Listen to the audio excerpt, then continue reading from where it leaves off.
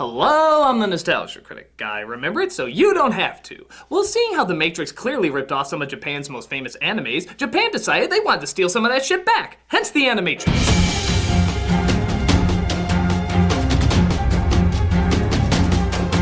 After the success of the first Matrix movie and in between filming the Matrix sequels, several animators and storytellers, including the Wachowskis, decide to get together and do a series of shorts based on the idea of the Matrix. The result is the Animatrix, an anthology that many claim is actually better than the Matrix films themselves. In many respects, they're kinda right. In others, well, let's just say the subtlety of the Matrix mixed with the subtlety of Japan is anything but subtle. So let's take a quick glance at one source material stealing from another source material stealing from another source material. This is the Animatrix. The first one is The Final Flight of the Osiris, a CG short written by the Wachowskis. And boy, does it show. Aside from the CGI looking for the most part pretty damn impressive, especially when it comes to human textures, it has all the Wachowski trademarks. Totally pointless action scene? Check. Good looking blands trying to sound important but instead sounding disinterested? Go. Check. Horny sexual issues being explored under the guise of avant-garde storytelling? Double check. The story is the Osiris has discovered a drill that the machines have built to break into Zion, and they have to get that information to Zion as fast as possible. The Matrix, for some reason, is the only way they can get that information to them. Does this technological world hate phones for some reason? And they all end up dying in the process. Sucks to be them. It would be nice if they actually let us, get to know these people so it felt more important when they got axed off. But it's pretty obvious that's not the short's intention. The intention, like anything related to the Matrix, is to be an exercise in new technology and looking cool. And for a short, it does that fine. You don't give a shit about what happens to them, but they look so cool while you're not giving a shit about what happens to them. As a fun little demonstration of cool CGI effects and some neat visuals, it's totally passable.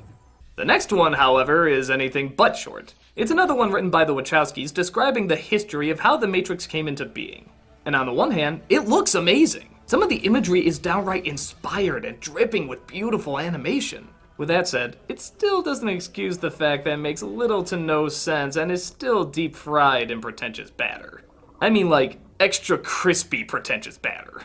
The story is told through the Zion Archives, which looks like every religion was smashed into a hologram card, where they reveal a past where humanity relied too much on technology. Robots did all the work and mankind just leaned back and relaxed. An interesting idea, when suddenly these machines with no emotions or thoughts of their own, suddenly get emotions and thoughts of their own. It happens. I think my toaster's looking at me funny.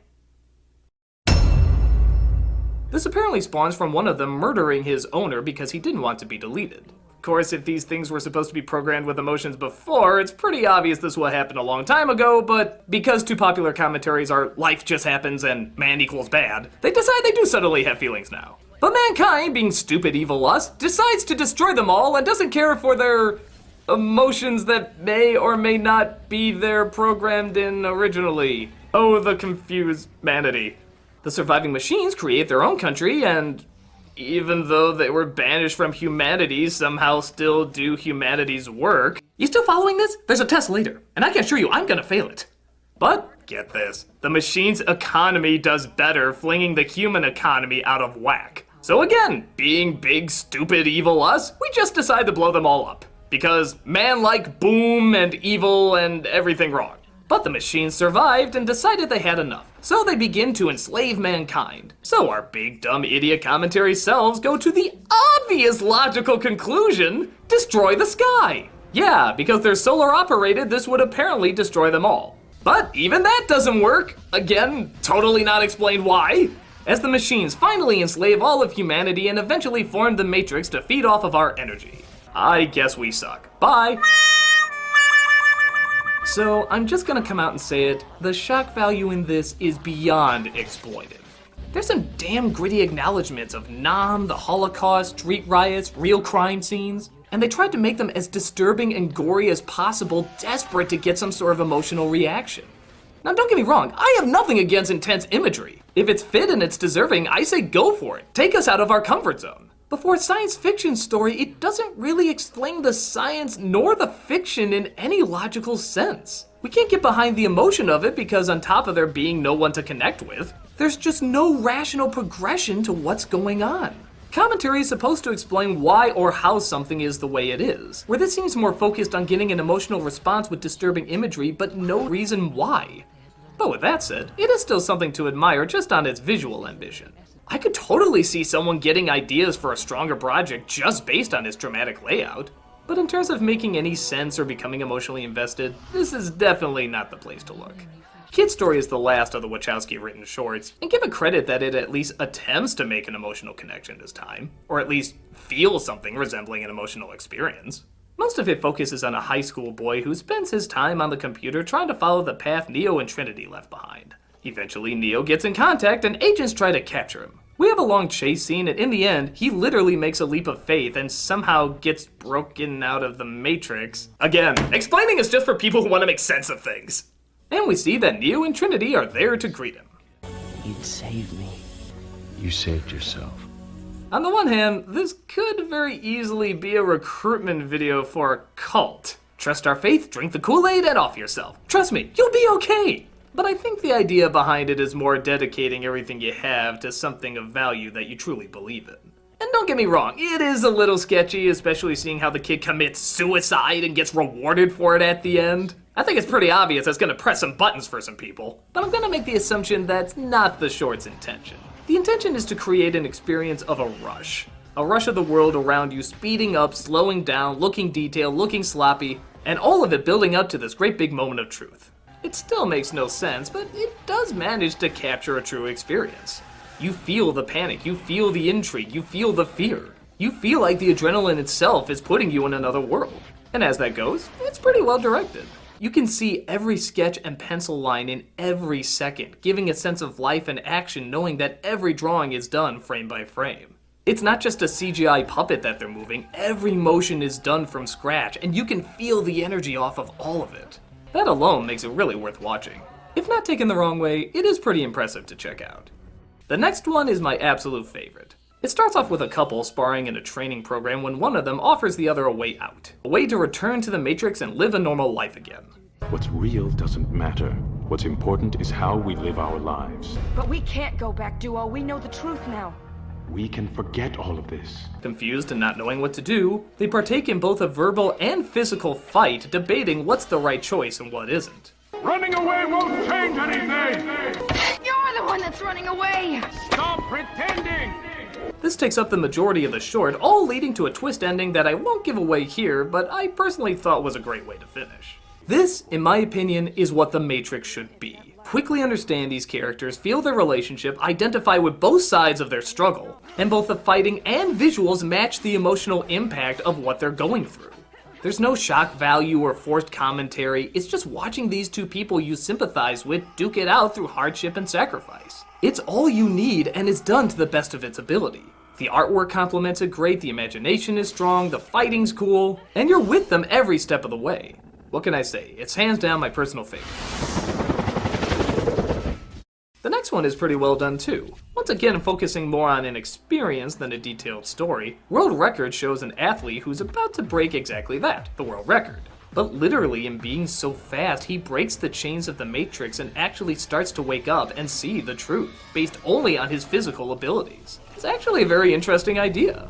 The majority of the short is simply focusing on this experience, but once again, it's all you need. You feel the limit this guy is pushing himself to, and you worry both that he'll either wake up and be destroyed by agents, or that he'll fail and not break the record at all. Or even the third option, that he might push himself so far that he might not even survive. Again, it's the simplest things that can be the most effective, and both the pacing and the animation style totally pull it off. It's also an intriguing idea that you can see another plane simply based on physical attributes. It's been discussed before by many, but this one is smart enough to know it's a visual medium and it's better to show it rather than talk about it. And it does a great job in doing so. Definitely worth the time to check out. Which brings us to Beyond, which is probably my second favorite out of the series. Again, taking a very simple idea and simply focusing on the experience of it. A young woman and some kids she stumbles across discover what is simply defined as a glitch in the Matrix. I imagine there's a lot of those with all the plot holes these movies make. But once again, the majority of the short is just them interacting with the glitch. They can make time go backwards, change the weather in small areas, and even slow down the world to see it in all its beauty.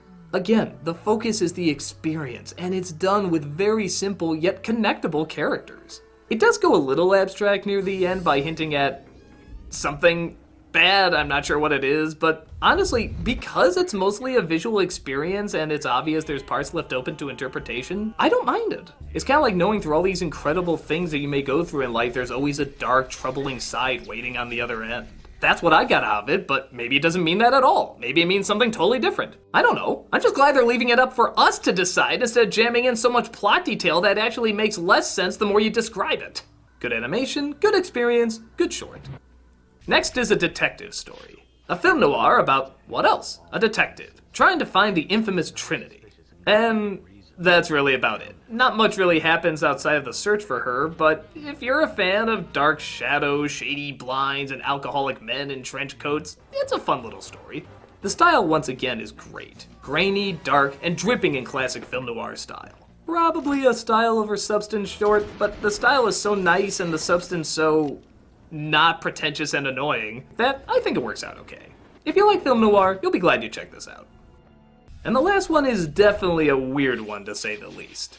It starts out on the surface of the real world, still as apocalyptic as ever, as a rebel is chased down by machines. But it turns out she's part of a team that captures machines and reprograms them to think they're in a reality where they need, nay, want, to serve mankind. Sounds familiar, right? Turning the tables a little bit. They show it things like games, entertainment, lust, identity, trust, and all in probably the strangest but still creatively entertaining way possible. You might be spending half the time asking yourself why they look like Aeon Flux, and that's because the same designer worked on both. The other half you'll be wondering what you're even looking at, but still kind of sucked in as to how they're winning over this machine using entirely visual means, with no dialogue whatsoever. This actually kind of makes sense. All a computer knows is words and numbers, so getting it to understand emotions would be more of a visual experience rather than a verbal one. It's a clever idea with unique layout and a different way of telling its story. And its ending is something right out of a gothic tale or a Frankenstein movie. Tortured, dark, and wondering if the right thing was ever done. It could have benefited from a bit more character, but for what it is and the time frame it has, it's pretty slick and fun to watch. It's out there, but it's definitely a short that brings you along for the ride and makes you glad that you're out there. And that's the Animatrix, and is it truly better than the Matrix movies? Personally, I think it is. True, it does have several bloated moments of self-importance, but I think you kind of come to expect that from the Matrix anyway. The shorts that work really work, and even the ones that don't still have so much artistic ambition and technical wonder that I'd still recommend checking them out anyway. Visually spectacular with some interesting ideas. If you're looking for a bit more substance for your Anna money, this is not a bad item to spend it on. I'm the Nostalgia Critic. I remember it because... whoa. You will never live that down.